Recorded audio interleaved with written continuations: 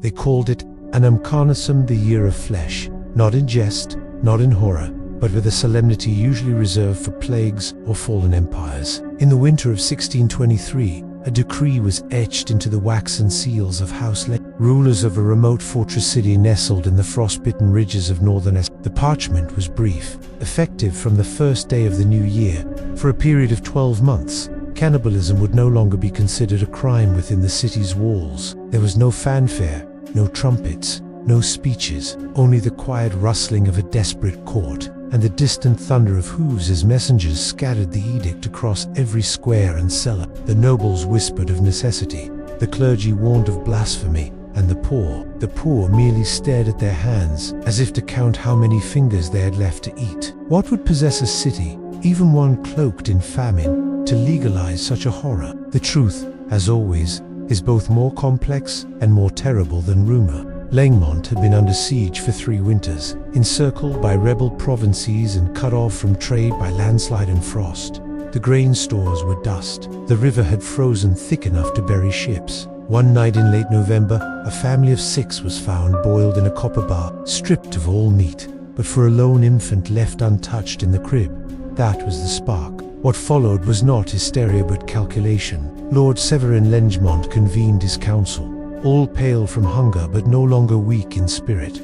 The hunger will kill us all, he said, but hunger we can survive. It is the fear of punishment that damns us. And so, like a butcher preparing his block, they carved the law from silence. Flesh was no longer forbidden, so long as it was taken without deceit. In other words, if a man offered himself freely, or if he was already dead, his body was meat, no more sacred than an ox. The first month passed like a gasp held too long. Nothing happened. Then, in February, a tavern began serving stew with no origin. The locals didn't ask. They slurped in silence, bones rattling against bowls. By March, black market auctions sold freshly passed cadavers to those who could afford the sweetness of thigh meat over stringy rib. In April, a man named Durko publicly offered his corpse to feed the orphanage.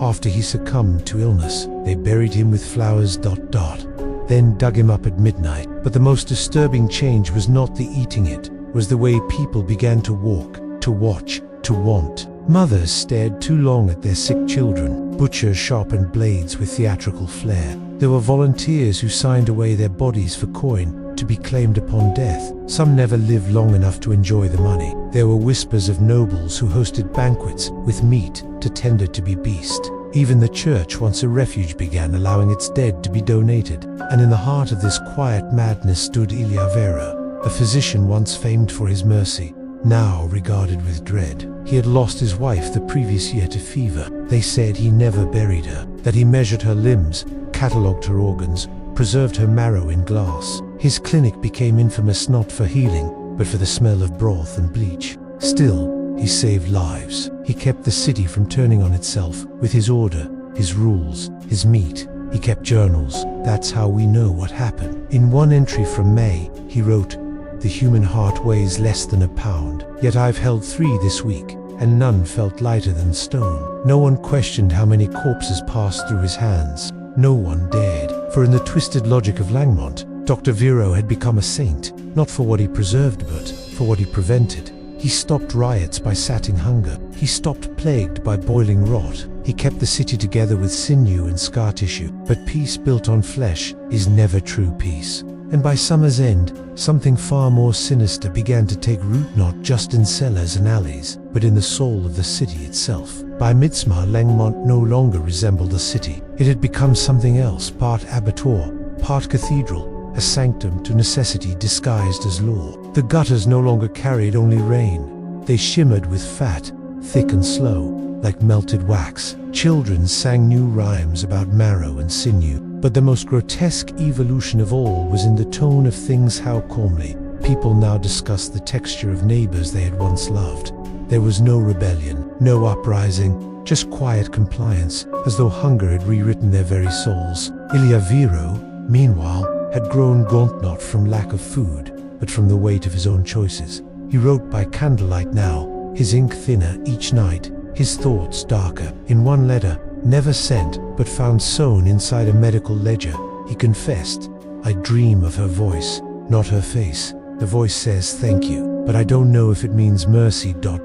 or revenge. He had begun experimenting. At first, it was out of compassion. Could the flesh be prepared in such a way that disease would never spread? Could a man be honored through the nourishment of others? Could grief be converted into calories? But intention is a fragile thing, especially when you're surrounded by ghosts in your own home. By August, the city had formalized what was once unspeakable. A central registry recorded donors, those who pledged their corpses to the communal cause. Some were ill, some impoverished. Others were simply curious to see if their names would be remembered longer in meat than in stone. The registry came with incentives: coin, land, the promise of meals for your children. A new class was born. They wore red sashes. They walked the streets like priests, some with pride, others with shame, but all with the same Every week, a bell rang for one of them, and the body was claimed as legally as grain or cattle. That's when the painting started. No one knew her real name. They called her only mother Eniza, a widow from the northern cliffs, dressed always in black, her veil stitched with dried She claimed divine visions, spoke in riddles, and took in orphans by the dozen. Her chapel was small, but a legend grew. She never ate the flesh, she only painted the dead. Canvas after canvas, portraits of those who'd been consumed, each with eyes wide open, lips soft and unfinished, as if still trying to speak. These paintings weren't hung. They were stacked, piled, crammed into rooms until the walls breathed. She said the spirits would not rest unless their likeness remained, that a soul devoured is not a soul erased. But the faces, they weren't accurate. Some bore marks of sorrow the real bodies had never known. Others smiled in mockery. One, of a child named Elric, had no face at all, just teeth, suspended in a void of black oil. Dr. Vero visited her once. He described her hands, pain-stained, trembling, but strong. She knows, he wrote, knows what we've become, and she is building a mausoleum out of color. By the first frost of September, the system was no longer enough. The dead no longer volunteered fast enough. Hunger, once obeying the slow tick of bureaucracy, now snarled and scratched. The offered were followed on the streets. Some were encouraged to hurry along their deaths. Others simply disappeared before the bell ever rang. The line between willing and coerced began to rot. And then came the Harvest Day banquet, held in the Great Hall of Langmont. It was meant to honor the registry's 100th donation. Nobles attended in furs. Musicians played bones carved into flutes. The menu was unmarked, but no one asked. In the middle of the feast, Lord Severin Langmont rose to speak. But before he could, a woman screamed. She had recognized the ring on her plate, silver scorched, still clinging to the knuckle. It belonged to her brother, listed among the offered. Yes, but he had not died of illness. He had not signed his own name. Panic spread like blood in water. The nobles stood. Some vomited, others wept, but no one left. The doors remained locked, and Severin, composed as marble, simply raised his glass and said, "There is no crime here." He knew what this was. It was not rage that followed. It was silence. For the first time in months, the city remembered shame. That night, fires burned in secret. Names vanished from the registry, and Mother Inez painted 3 new faces, eyes missing, mouths sewn shut, with a small plaque beneath each that read only one word: regret. Winter came like a reaper in velvet, silent, elegant, and final. The rivers froze thick, trapping the blood beneath their surfaces like veins sealed in glass. Langmont, once a city of bells and bread, now echoed with the crunch of bone beneath snow. And still, the hunger remained. Iliavero no longer kept journals. He whispered into empty bottles, buried them in the clinic walls. What he had witnessed at the banquet haunted him, not the ring, not the meat, but the silence afterward. No one had stopped eating.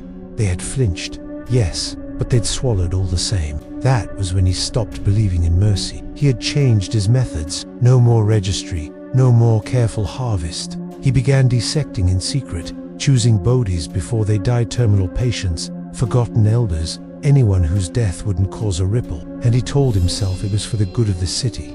But his hands trembled more now. He no longer prayed before each incision. Down in the old cellars, another story was unfolding. A group calling themselves the Gravidaughters had emerged, silent women, all dressed in soot-dyed linen, their mouths stitched with red twine. No one knew where they came from. Some said they were the families of the first to be eaten. Others believed they were orphans raised by Mother Inez herself. They did not speak, but they did act. Bodies began to disappear, not just the living, but paintings too.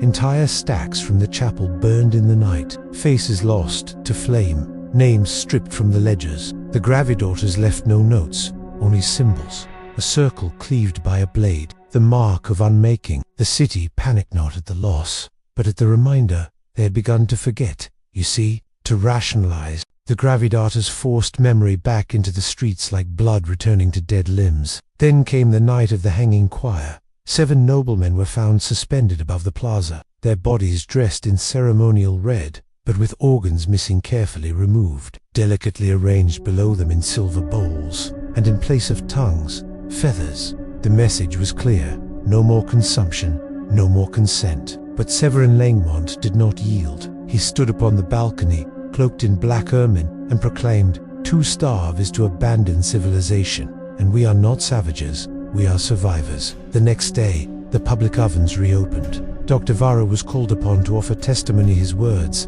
a bomb to the matter, but something inside him had cracked. In his speech, he said, "It is not the body we digest that changes us, it is the silence afterward. The moment we wipe our mouths, look one another in the eye, and pretend we are still human." The crowd was still. Severin's face went pale, and from that moment, the doctor was watched. That week, the orphans vanished from Mother Inez's chapel, all 57 of them. The city assumed they had fled, spirited away by the gravidaughters. But the truth was uglier. Inez had grown convinced that only the purest souls could cleanse the city, and so she burned them not in anger, but in ritual. She mixed their ashes into white paint and coated the chapel walls, over and over. She said they would light the dark from within. Dr. Vero found her days later, sitting in the ashstick pews, her face blank, her eyes rimmed red. She said, "Only, you cannot paint away the hunger. It lives in the cracks." He walked out without a word. Something shifted then. Not a rebellion. Rebellion requires hope. This was surrender, a collective undoing. Neighbors stopped speaking. Doors were bolted not for safety, but shame. The meat no longer required names. No one asked. No one recorded. No one confessed. Langman had lost its language. Instead, there were symbols scratched into walls. Marks of grief, of loss, of bargains, too terrible to remember. And then came the child. Her name was Mina, 9 years old, found wandering the northern wall, barefoot in the frost, wrapped in her mother's apron. She had seen the ovens, seen the tables. Her voice had gone, but her drawings remained, hundreds of them, charcoal and blood and wax, pages filled with eyes without lids, without tears, watching, always watching. Vero took her in. She became the last patient he ever treated. He did not feed her meat, only soup, made from roots and melted snow, but she would not speak, only draw. And one night, she handed him a final sketch, her own face, halved down the middle, one side smiling, the other gone, erased. Blank it was. Then he knew the city could not be saved. Spring did not arrive in Langmont, not really. The snow receded, yes, but only to reveal what it had hidden. Bones laid in careful rows behind bakeries, skulls stacked like firewood in alleyways. Trees did not bloom, birds did not return. The air was warmer, but it smelled of salt and rot, and still the silence held. Dr. Ilya Vero awoke each morning with the same image, Mina's eyes watching him from the edge of his dreams. He had burned her drawings, buried her sketchbooks beneath stone, but the images remained. The halved face, the erased mouth, the meat that watched back. He no longer went to the clinic. He stayed inside, writing feverishly. Not records, not testimony, just ... truth. The kind no one asked for, the kind that festers if not spoken. He wrote in ash, mixed with wax, words that stained more than parchment. And on the first day of the new month, the king arrived. Severin Langmunter, longer clad in ermine. He wore simple linen now, stained with oil and blood, the color of dried wine. His eyes were deeper, hungrier, and behind him, the red court. They came to Vero not to ask, but to claim. A feast was to be held. One final celebration, a closing of the cycle. Severin called it the city would eat together one last time, under a sky of fire, and the doctor was to prepare the offering. I am not your butcher, Vero said. No, Severan replied. You are our priest. He gave Varro one night to decide, and that night, Langmont burned. The Gravadators returned not in secret this time, but in procession, their mouths no longer sewn, their hands no longer empty. They moved like smoke, like grief made flesh. They carried torches and ropes and bells without clappers. They carried silence like a banner. Vero stood atop the clinic and watched them gather. He understood now the city could not be cured, it could only be ended. Mercy would not return by decree, nor hunger leave by ritual. Langmont was not sick, it was finished. So he did what no one expected. He rang the bell. The Chapo's broken tower, long unused, cried out one last time. And at that sound, the city stirred. People emerged, blinking in the ash. And in the plaza, beneath the statue of Lingamont I, Vero stood with Mina, not the child, not her body, but her likeness, carved in wax and cloth and charcoal, a puppet. Yes, but also a mirror. Her face, as she had drawn it, halved, smiling, erased. This is what we became, he said to the crowd. Not beasts, not demons, but cowards. We looked away and saw the dark was fed. We told ourselves it was mercy, that the pain was holy, but there is no sanctity in silence. Siveron came forward, blade in hand, the red court behind him, robed and crowned in bone. You have broken the law, he said. Vero looked at the crowd, so thin now, so pale, their eyes like polished stones. No, he said, I have ended it. He took the wax child and placed her in the fire. The flames rose, the ashes curled upward, and with them the smell of paint and memory. The puppet did not scream, he'd only watched. Severin lunged, but before the blade fell, the bells began to ring, not from the tower, but from every corner. Tiny bells, pocket bells, family heirlooms. One by one, the people of Langmont pulled them from their coats, from their satchels, and rang them, not in joy, in mourning. For the first time in a year, they allowed themselves to grieve. The red court faltered. Severin stood frozen, his face no longer regal, just ... old, hungry, hollow. He looked to Vero. What now? Now, the doctor whispered, you starve, and the people turn their backs. Langmont did not fall in fire, nor flood. It fell in refusal.